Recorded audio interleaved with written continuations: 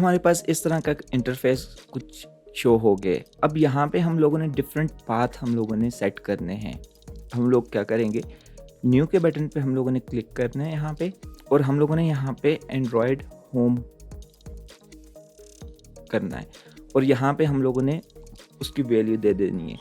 तो आपने वैल्यू उसकी कुछ इस तरह से देनी है। अब हम इसका देख लेते हैं कि इसकी लोकेशन कहाँ पे है। हम लोग फाइल एक्सप्लोरर पे चले गए,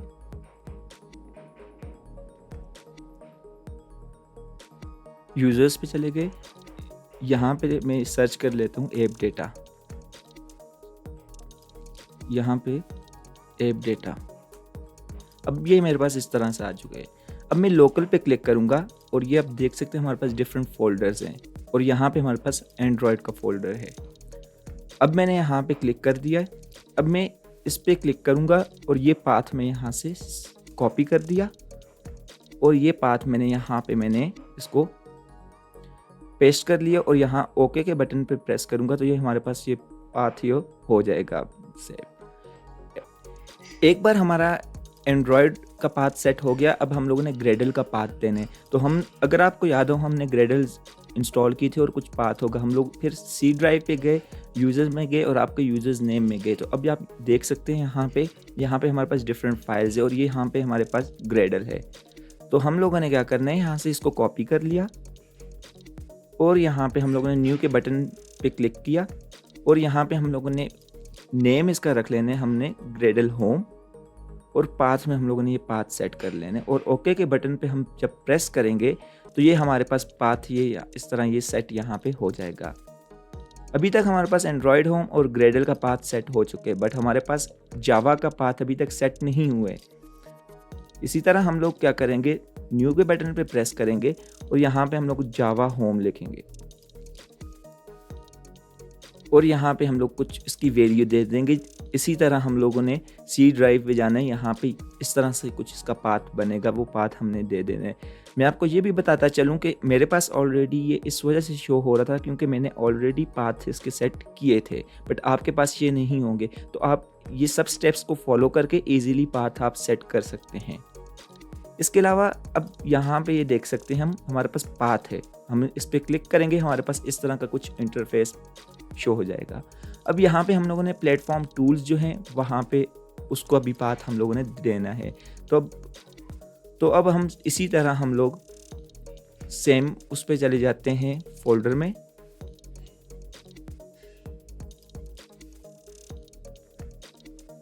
लोकल पे क्लिक किया, एंड्रॉयड के फोल्डर पे गए, SDK में गए, और ये देख सकते हैं यहाँ पे डिफरेंट फोल्डर्स हैं, और यहाँ पे ये देख सकते हैं प्लेटफॉर्म टूल्स का फोल्डर है। यहाँ पे ये मैंने पाथ इसका सिलेक्ट कर लिया, और यहाँ पे मैंने इसको न्यू के बटन पे प्रेस करूँगा, और मैंने यहाँ पे इसका पाथ में दे दूँगा। जब पाथ दे दूँगा फिर उसके बाद मैंने इसको ओके कर देना है, और यहाँ पे हमारे इसका पाथ सेट हो जाएगा।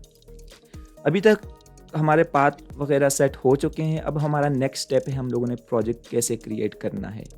ये सब स्टेप्स हमने कर लिए। अब हमारा स्टेप है कि हम लोगों ने प्रोजेक्ट कैसे क्रिएट करना है। तो उसके लिए सबसे पहले तो आपके पास एक फोल्डर होगा प्रोजेक्ट्स का, जिसमें सारे फोल्डर्स होंगे।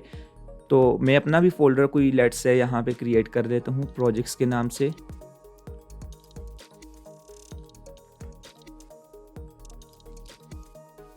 ये मैंने लेट्स से ये रिएक्ट नेटिव सीरीज इस फोल्डर पे मैंने प्रोजेक्ट अपना क्रिएट किया, इस पर सिलेक्ट किया, CMD यहाँ से मैंने ओपन ये कर दिया।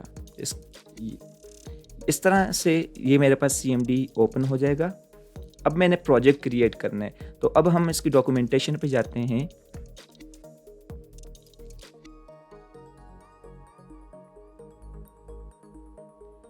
इस प्रोजेक्ट क्रिएट कर हम इस तरह कर सकते हैं, npx react native init and then project का नाम।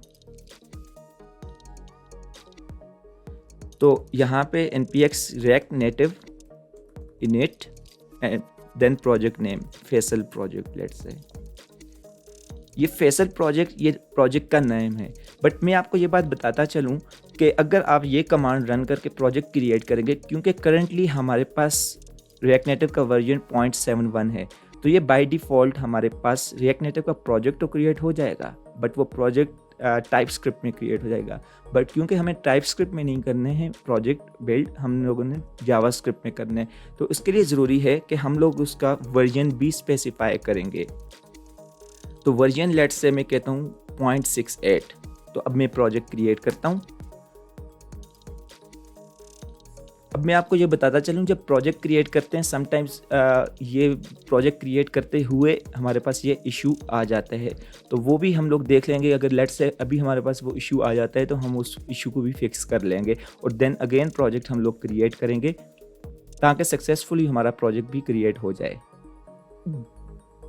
जैसा कि आप देख सकते हैं मेरा प्रोजेक्ट सक्सेसफुली फर्स्ट टाइम ही क्रिएट हो चुका है। बट इन केस आपका प्रोजेक्ट क्रिएट होने में आपको इशू आ रहा है, समथिंग लाइक यार्न का इशू आ रहा है, तो आप ये कमांड कॉपी करेंगे और फिर अपने टर्मिनल पे जहाँ पे प्रोजेक्ट क्रिएट कर रहे थे सेम जगह पे ये कमांड हम लोगों ने पेस्ट कर लेनी है। जब ये एक बार कमांड हमने पेस्ट कर ली, कमांड रन हो जाएगी। इसके बाद फिर हम लोगों ने दोबारा प्रोजेक्ट क्रिएट करना है।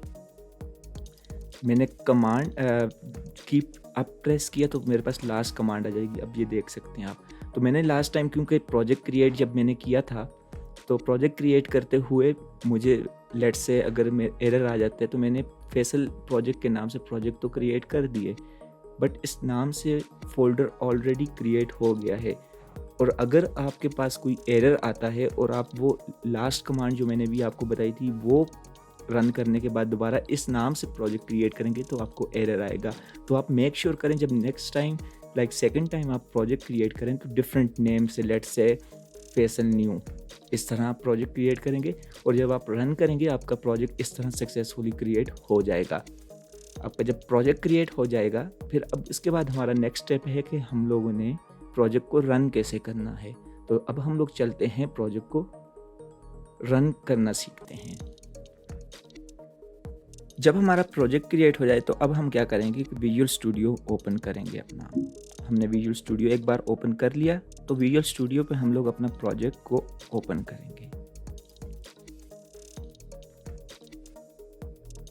मैंने प्रोजेक्ट क्रिएट किया था फैसल प्रोजेक्ट के नाम से, ठीक है। तो मैं डायरेक्टली इस तरह भी कर सकता हूँ कि इस फोल्डर को ड्रैग करूँ और मैं यहाँ पे मैं ड्रॉप कर दूँ, इस तरह भी हो जाएगा। या फिर हम लोग यहाँ से फाइल में जाए और हम लोग ओपन फोल्डर करें। ओपन फोल्डर के बाद यहाँ पे क्लिक कर लें और सेलेक्ट फोल्डर करें तो प्रोजेक्ट हमारा इस तरह भी ओपन हो जाएगा। सो ये आपकी मर्ज़ी है आप किस तरह करना चाहते हैं। अब हम लोगों ने टर्मिनल हमने ओपन करना है। तो टर्मिनल ओपन करने के लिए यहाँ इस बटन टर्मिनल पे क्लिक करेंगे एंड न्यू टर्मिनल। और इसके अलावा दूसरा ऑप्शन भी हमारे पास है कि हम लोग शॉर्टकट की है कमांड शिफ्ट और बैक टिक, इससे भी हमारे पास ये टर्मिनल ओपन हो जाएगा। तो अब हम लोग प्रोजेक्ट अपना रन करेंगे। तो उसके लिए कमांड है npx react native run android। और दूसरा तरीका भी हम इस तरह भी रन कर सकते हैं npm run android। क्योंकि अब आप देखें हम packages.json में जाते हैं और ये हमारे पास ऑलरेडी स्क्रिप्ट लिखी हुई है react native run android। तो फिर हम अगर सिर्फ ये भी रन करते हैं npm run android तो हमारा प्रोजेक्ट सक्सेसफुली रन हो जाएगा। बट हम अभी के लिए npx react native run android करते हैं, देखते हैं हमारा प्रोजेक्ट रन होता है या नहीं।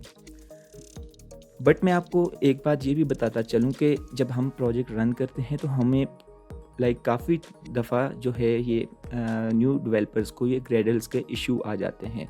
तो लेट्स से अगर हमें ग्रेडल का इशू आ जाता है तो मैं आपको बताता हूँ हमने उसको कैसे फिक्स करना है। एक चीज़ मैं आपको बताता चलूँ, जब आप प्रोजेक्ट रन करेंगे तो आपके पास इस तरह मेट्रो बंडलर ओपन हो जाएगा। तो आप मेक श्योर करें कि इस मेट्रो बंडलर को आपने क्लोज नहीं करने, नहीं तो आपका प्रोजेक्ट बंद हो जाएगा।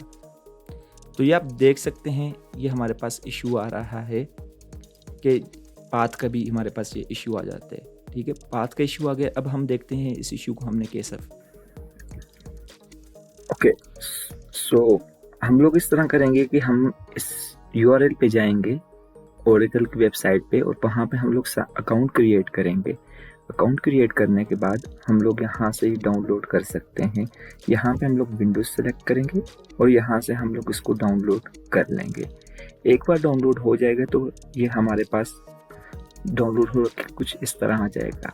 तो हम लोग इसको इंस्टॉल कर लेंगे। एक बार इंस्टॉल जब कर लेंगे फिर उसके बाद हम लोग सी उसमें चले जाएंगे और प्रोग्राम फाइल्स में जाएंगे। तो यहाँ पे ये देखेंगे हम हमारे पास जावा का फोल्डर होगा और यहाँ से हम लोग JDK में जाके और यहाँ से ये पाथ कॉपी करके और एनवायरनमेंट वेरिएबल में ये पाथ हम अब हमने जावा भी इंस्टॉल कर ली है और हमने पाथ भी सेट कर लिया और लैपटॉप हमने रीस्टार्ट किया। अब दोबारा हम अपने विजुअल स्टूडियो कोड में आए और हम लोगों ने अपना प्रोजेक्ट ओपन कर लिए। तो अब हम दोबारा एंड्रॉयड करेंगे। अब एंड्रॉयड के फोल्डर में आके अब हम ग्रेडल क्लीन करने की कोशिश करेंगे।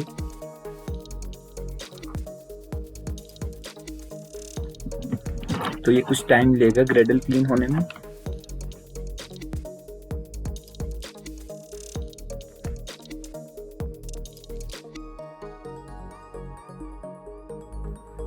ओके सो अब हमारे ग्रेडल क्लीन हो चुके हैं। अब मैं एक डायरेक्टरी पीछे आऊँगा, cd डॉट करूँगा तो मेन अपने में प्रोजेक्ट की डायरेक्टरी में आ जाऊँगा। अब मैं दोबारा प्रोजेक्ट रन करने की कोशिश करूँगा। npx react native run android enter press करूँगा। तो अब देखते हैं कि अब हमारा प्रोजेक्ट रन होता है कि नहीं।